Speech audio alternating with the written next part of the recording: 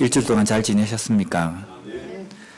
올해가 2019년 첫 예배, 저희들이 이제 신년 예배로 드리는데, 우리가 항상 새로운 해가 시작이 될 때 되면 지나온 시간들을 돌아보고 또 새롭게 신년을 어떻게 보낼 것인지 우리가 계획을 많이 합니다.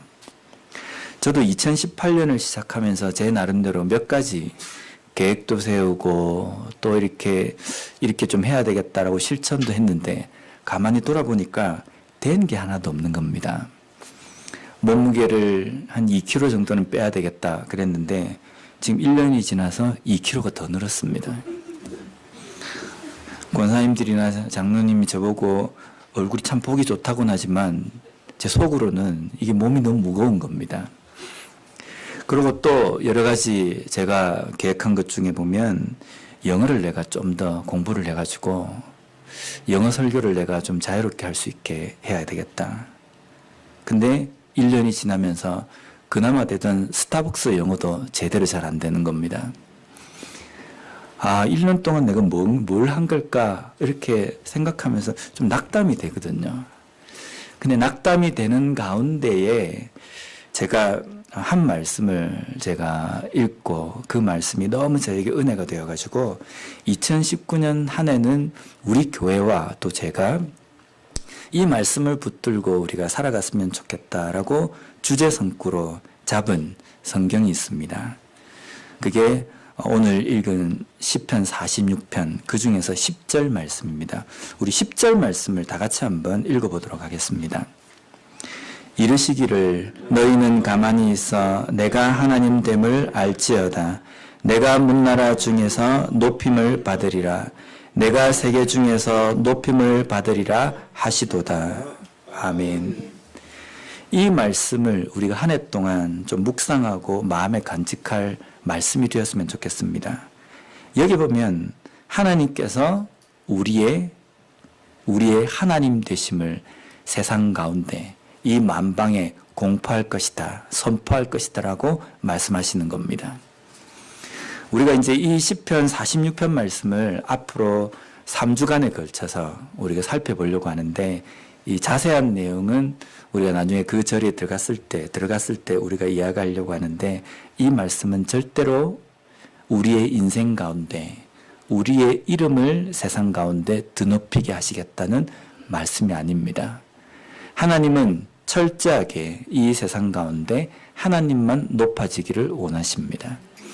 우리의 인생 가운데에도 내가 얼마나 잘났느냐, 내가 얼마나 많은 것을 이루었느냐, 그것을 우리를 통해서 나타내시기를 원하시는 것이 아니라 우리의 삶을 통해서 하나님이 얼마나 위대한 분이신지를 나타내시고자 원하신다는 겁니다. 그래서 우리가 내 삶에 어떤 계획을 세울 때에도 내가 이 한 해를 어떻게 살 것인가라는 그 초점보다는 내가 이 한 해 동안에 내 삶을 통해서 어떻게 하나님의 이름이 드러날 수 있을 것인가, 이것을 우리가 먼저 고민해야 된다는 겁니다. 그 고민을 하고 그것을 위해서 기도해 나아갈 때에 하나님께서는 우리의 삶에 반드시 역사해 주신다는 겁니다. 오늘 이 말씀을 46편 말씀을 우리가 살펴보는 첫 번째 시간인데요. 먼저 이 시편 46편은 시편 중에서도 아주 유명한 시편입니다. 우리가 많이 듣기도 했지만은 이 시편은 루터에게 아주 중요한 시편이었기 때문입니다. 루터가 1517년 10월 31일 날 종교개혁을 합니다. 루터가 로마 교황청을 상대로 종교개혁을 할 때 루터에게 이 종교개혁을 할 수 있도록 아주 중요한 동기가 된 성경구절이 우리가 잘 아는 로마서 1장 17절 말씀입니다. 복음에는 하나님의 의가 나타나서 믿음으로 믿음에 이르게 하나니 기록된 바 오직 의인은 믿음으로 말미암아 살리라 함과 같으니라. 오직 믿음이다. 우리가 어떤 것을 행했기 때문에 하나님께서 우리를 구원하신 것도 아니고, 우리가 어떤 선한 부분이 있기 때문에 하나님이 우리를 선택한 것도 아니고, 우리가 이 땅의 삶을 살아가는 것은 오직 믿음이다. 우리가 하나님을 믿는 그 믿음으로 인하여서 우리가 구원받는 것이다. 그것이 당시 기독교가 아니죠. 당시 그 가톨릭의 로마 교황청에서 주장하는 내용과는 다른 겁니다. 다르기 때문에 그것을 상대로 종교개혁을 하는데 이 말씀이 가장 중요한 모토가 되었습니다.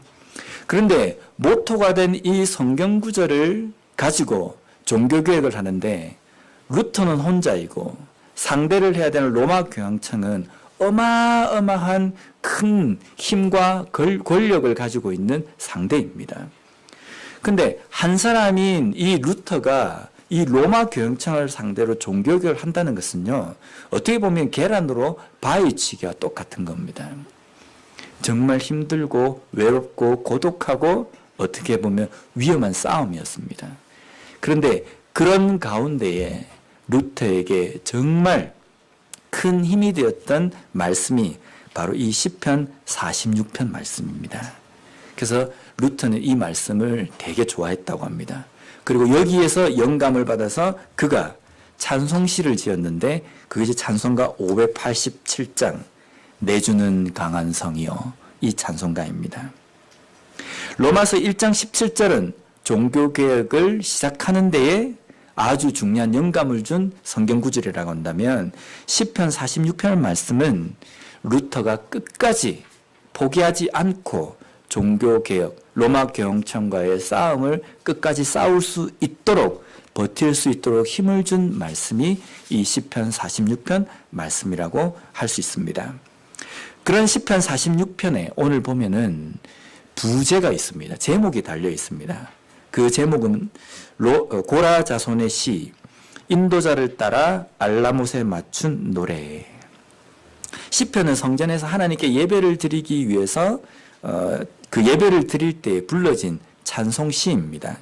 근데 시편 46편에는 그 제목이 붙여져 있는데 그 제목이 뭐냐면 이 노래는 알라못에 맞춘 노래다라고 이렇게 되어 있습니다. 알라못은 히브리어입니다. 근데 이 히브리어 알라못에 대해서 여러 가지 견해가 있습니다. 첫 번째 견해는요, 이 처녀를 나타내는 알르마의 복수형이 알라못이다라고 이렇게 보고 있습니다. 그래서 알라못은 처녀의 복수, 여자들의 복수기 때문에 여자들, 여인들, 처녀들이라는 뜻인데 이것은 그 처녀들, 여인들이 부르는 그 노래에 함께 따라 불렀던 찬송의 시다. 쉽게 이야기하면 여성 성가대들이 부를 때 모든 성도들이 함께 불렀던 찬송시다라고 이렇게 보는 견해가 있습니다. 두 번째 견해는 이 알라못은 합성어다. 알이라는 심지어라는 뜻의 알이라는 히브리어와 죽음이라는 뜻의 모토라는 단어가 합성되어서 알라못이다라고 이렇게 이야기한다고 보는 견해가 있습니다. 그러면 이 해석의 견해를 보면 알라못 이러면 심지어 죽음의 순간에서도 하나님 앞에 불렀던 찬송시라는 뜻입니다. 이 시편 46편이 기록된 시기는 남유다 히스기야 왕 때에 아수르 사네립 왕이 이 이스라엘을 남유다를 침공해가지고 예루살렘을 둘러쌉니다. 그래서 남은 곳은 이 마지노선이 이 예루살렘 성밖에 없는 겁니다. 아수르의 군사들이 그 예루살렘을 삥 둘러서 이제 조금만 있으면 이 예루살렘이 이제 함락이 될 위기의 상황이 된 겁니다. 그 위기의 절체절명의 그 시기에 남유다 백성들이 무엇을 경험했냐면 자신들이 손 하나 움직이지 않고 이 아수르의 군대가 자기 나라로 다 물러간 겁니다. 위기의 순간에 사면으로는 다 아수르의 그 군대들에 의해서 막혀져 있고 오직 뚫려져 있는 그 공간은 하늘로 향한 하나님을 바라보는 그 공간만이 열려 있을 때에 그들이 불렀던 찬양의 시다라고 이렇게 해석하는 겁니다. 죽음과 같은 위기의 순간에 하나님은 나의 피난처이시고 하나님은 나의 힘이십니다라고 고백하는 노래. 저는 이 시편 말씀을 묵상을 하면서 영화의 한 장면을 떠올렸습니다. 우리가 아마 자주 보셨을 건데 저도 한 3번 정도 본 것 같습니다. 영화 타이타닉에 나오는 장면입니다. 그 배를 만든 사람이 이 배는 하나님이 와도 침몰시킬 수 없다. 그렇게 호언장담해서 만들어진 큰 그 크루즈 배가 빙산 때문에 이게 가라앉게 된 겁니다. 그래서 사람들이 그 가라앉는 배 위에서 어떻게 살아보려고 막 몸부림치고 있는 가운데 정말 인상 깊은 장면이 뭐냐면 거기에 현악을 하는 그 앙상블 팀이 조용히 연주를 합니다. 내 주를 가까이 하게 함은 이라는 찬송시를 연주합니다. 뭐 그것이 실제 그랬든지 어쩐지는 잘 모르겠습니다. 근데 제가 그 장면을 보면서 느낀 게 뭐냐면 나는 저런 순간에 정말 저 찬송의 고백처럼 내 삶이 점점점 물에 깔아앉고 내 인생이 점점점 죽어가는 상황 가운데서도 내 주를 가까이 하게 함은 이라는 이 고백을 내가 과연 할 수 있을까? 그러면서 그 찬송가를 제가 한번 쭉 묵상을 해봤습니다. 1절 가사를 보면 내 주를 가까이 하게 함은 십자가 짐 같은 고생이나 내 일생 소원은 늘 찬송하면서 주께 더 나가기 원합니다.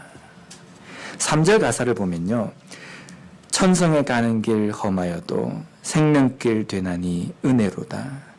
천사날 부르니 늘 찬송하면서 주께 더 나가기 원합니다. 죽음과 절망의 순간에 불렀던 찬송의 시입니다. 내 주변의 모든 것들이 다 무너져 내리고 더 이상 희망이 없어 보이는 내 인생 가운데서도 내가 원하고 내가 기도하는 것은 여기에서 회복되는 것이 아니라 내가 하루라도 내가 조금이라도 더 주께 더 나가길 원합니다. 저는 이렇게 고백할 수 있을까라고 생각해 보니까 자신이 없는 겁니다. 하나님 저를 좀 살려주십시오. 이렇게 기도하지 하나님 제가 드디어 주님 앞에 내가 더 가까이 가게 되었습니다. 이렇게 고백할 수 있을까? 죽음이라는 이 순간은 하나님께 가는 그 통로인데 우리는 그 통로 앞에서 참 많이 망설이지 않습니까? 안 들어가려고요. 좀 더 살려고. 우리의 어려움, 우리의 그 절망의 그 순간에서 부르는 찬송의 고백시가 바로 오늘 이 시편 46편 말씀입니다. 사면이 아수르로 포위가 되고 이제 곧 예루살렘이 함락되는 그 위기에 놓여 있어도 오직 하늘로 나 있는 통로를 향해서 주님만이 우리의 피난처이시고 주님만이 우리의 산성이십니다. 라고 고백하는 남유다 백성.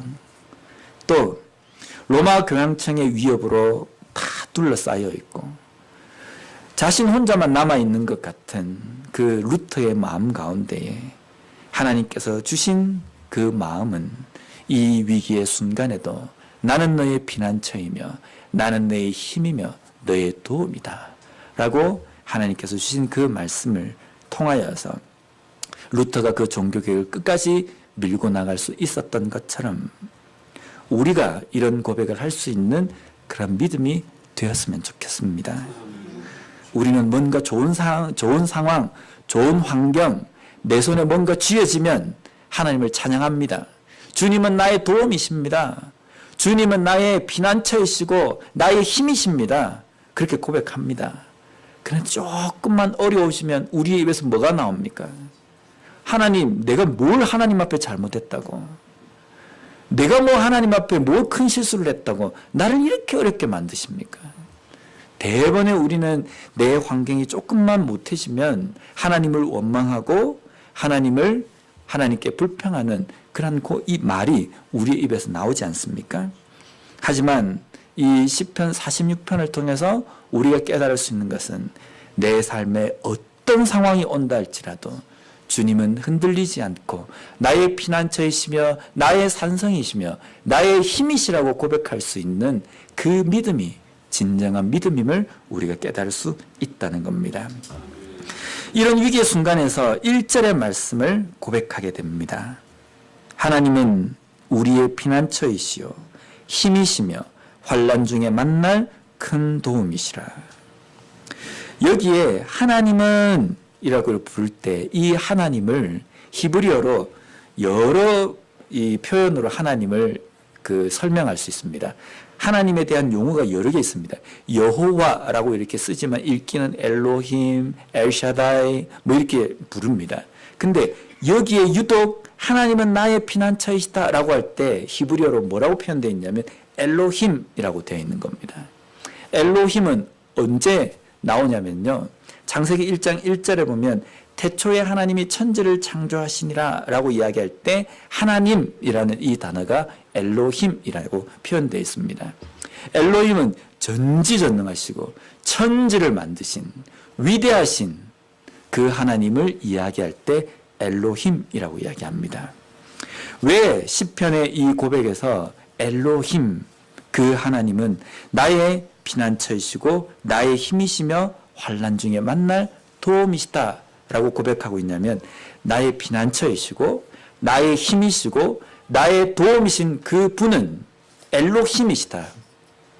그 힘은 위대하시고 전지전능하시며 그리고 이 천지만물의 주인이신 하나님이시기 때문에 나의 이 피난처는 흔들리지 않을 것이고 나의 이 힘은 연약해지지 않을 것이며 나를 도우시는 이 도움은 언제나 변함없이 나를 도우실 것이라는 그 확신에 찬 고백이 이 한 절의 말씀 가운데 들어있다는 겁니다. 피난처로 평안을 주시는 하나님은 확실하신 분이십니다. 그 하나님께서 우리에게 어떻게 또 말씀하셨냐면 요한복음 14장 27절 말씀에 보면요. 평안을 너희에게 끼치노니 곧 나의 평안을 너희에게 주노라. 내가 너희에게 주는 것은 세상이 주는 것과 같지 아니하니라. 너희는 마음에 근심하지 말고 두려워하지도 말라. 하나님께서 우리에게 평안을 주신답니다. 근데 그 평안은요, 세상이 주는 평안과 비교가 되지 않는답니다. 오직 하나님께서 주시는 그 평안은 세상이 주는 것처럼 상황에 따라서 변화되거나 시간이 지나면 없어지거나 그 평안보다 더 큰 위기의 순간이 닥치면 그 평안이 사라지거나 그런 것이 아니라 하나님께서 주시는 평안은 어떤 상황 가운데서도 흔들리지 않고 변함이 없는 평안이라고 우리에게 말씀하십니다. 그리고 그 평안은 전지전능하신 하나님께서 주시는 것이기 때문에 세상의 그 어떤 위협에도 위협을 당하지 않는 평안이라고 말씀하시는 겁니다. 제가 아주 오래전에 제가 청년 때에 우연찮게 그림을 하나 보게 됐습니다. 근데 그 그림이 어떤 그림인지 유명한 그림인 것 같아가지고 제가 그 그림을 찾기 위해서 인터넷을 진짜 며칠을 뒤진 것 같아요. 근데 도무지 찾을 수가 없는 겁니다. 근데 그 그림의 제목이 그때 평안 아니면 평화였던 것 같아요. 어떤 그림이냐면요. 거기에 갈대숲과 같은 곳입니다. 갈대숲과 같은 곳인데 그게 시커멓고 어둡습니다. 어두운데 폭풍우가 몰아치는 거예요. 갈대들이 거의 이렇게 옆으로 자빠질 정도로 막 이렇게 그려져 있고 새까맣게 어두운 가운데 폭풍우가 막 내려치는 겁니다.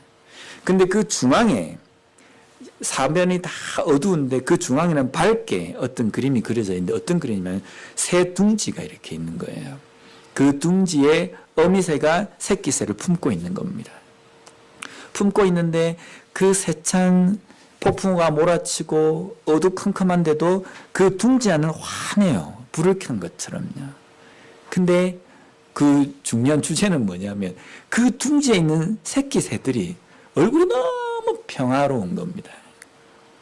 폭풍우가 몰아쳐가지고 비도 내리고 바람도 불고 어둡고 무서울 텐데 거기에 있는 새끼 새는 어미새 때문에 어미새의 날개 아래 있기 때문에 너무 평안한 그런 얼굴을 하고 있는 그림이었습니다. 하나님께서 우리에게 주시는 평안은 이런 게 아닐까라는 생각이 듭니다. 우리의 삶에서 폭풍우가 없고 어두움도 없고 좌절도 없고 실패도 없는 것이 평안이라고 이야기할 수 있겠지만 우리에게 평안은 우리의 삶에서는 그런 실패와 좌절과 폭풍우와 어려움과 힘든 상황이 없을 수는 없잖아요.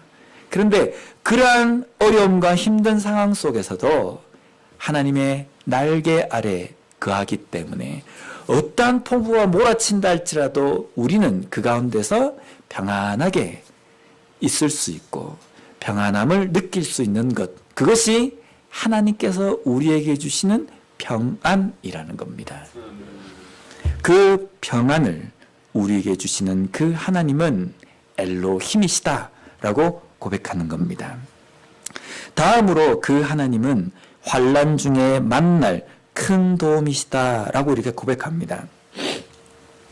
여기에 환난 중에라고 번역된 이 말은 히브리어로 베차로토라는 뜻입니다.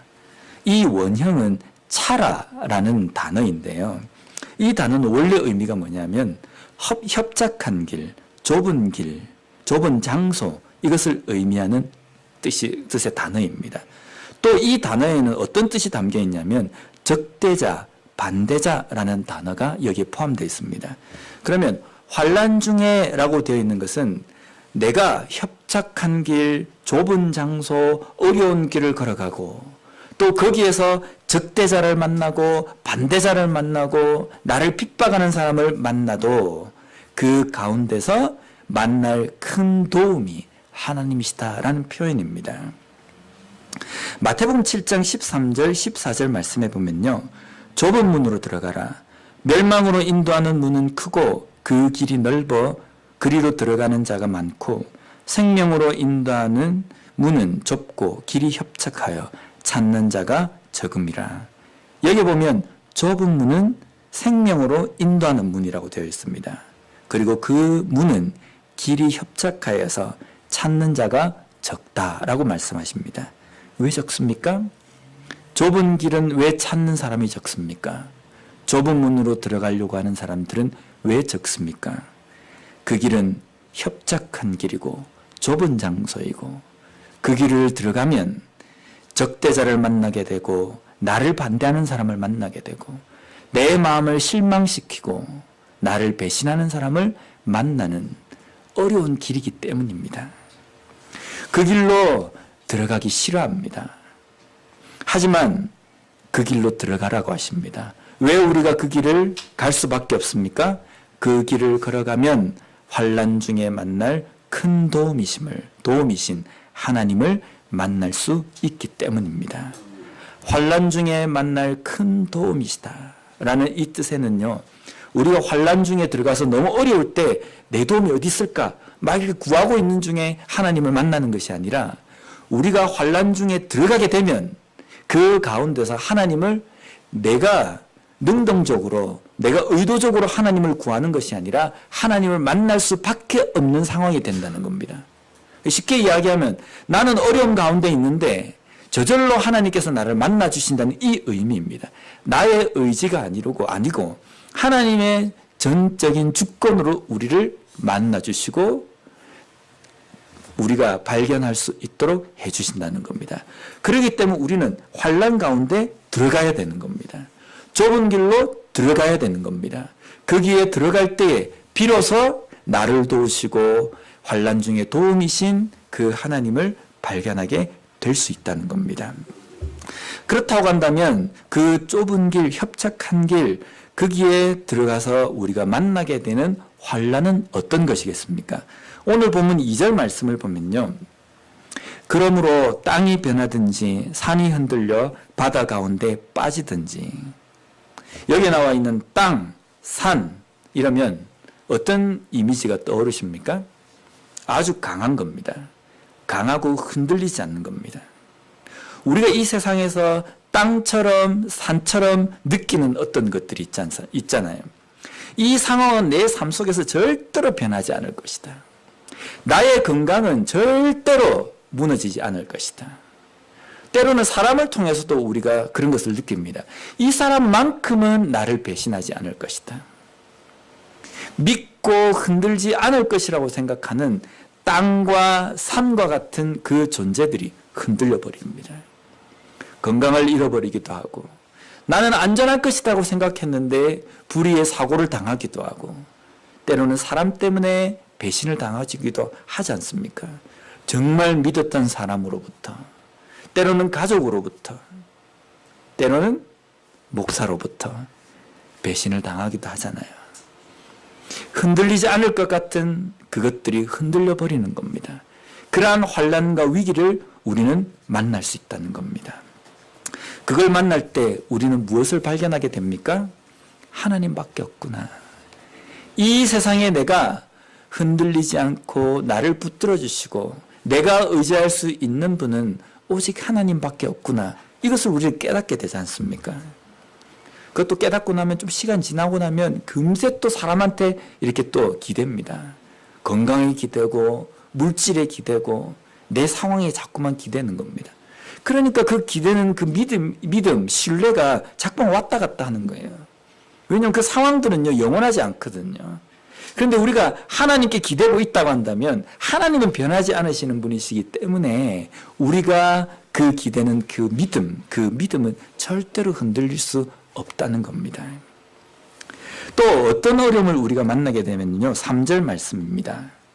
바닷물이 솟아나고 뛰놀든지 그것이 넘침으로 산이 흔들릴지라도 우리는 두려워하지 아니하리로다. 이거는 지금 어떤 것을 묘사하냐면 큰 풍랑이 엄청난 산을 삼킬 것만큼 막 이렇게 치는 겁니다. 제가 유튜브를 통해 가지고 그 큰 배들이 항해를 할 때 엄청난 큰 파도를 만나는 걸 봤는데요. 뭐 컨테이너를 싣는 어마어마하게 큰 배들도 그 파도 때문에 완전히 다 덮이는 것도 이렇게 이 동영상으로 촬영된 걸 제가 봤습니다. 파도라는 게 엄청나게 무섭거든요. 지금 바닷물의 비유가 된 것이 지금 어떤 상황이냐면 이 예루살렘이 포위가 되어서 아수르의 군대에 의해서 쫙 둘러싸여 있는 겁니다. 둘러싸여 있는데 이 아수르 군대들이 어떤 상태냐면 사기가 충천이 되어 있는 겁니다. 뭐든지 씹어 삼킬 것만큼 같은 어마어마한 그 사기로 그 예루살렘을 향해서 지금 공격을 하려고 하는 겁니다. 제가 작년 초에 그 삼국지를 제가 좋아해서 읽기 시작했습니다. 이게 총 10권짜리인데 이제 제가 6권 이제 읽고 있습니다. 이 진도가 잘 안 나가네요. 근데 삼국지에 보면 전쟁을 다룬 소설이지 않습니까? 거기에 보면 그 전쟁을 하는 장면에서 꼭 보면 어떤 표현이 나오냐면 땅이 진동하고 하늘이 흔들리는 소리가 있어. 이런 표현이 자주 쓰입니다. 관우가 군대를 이끌고 막 쫓아오는 장면을 땅이 흔들리고 하늘이 흔들리는 뭐 이런 표현을 씁니다.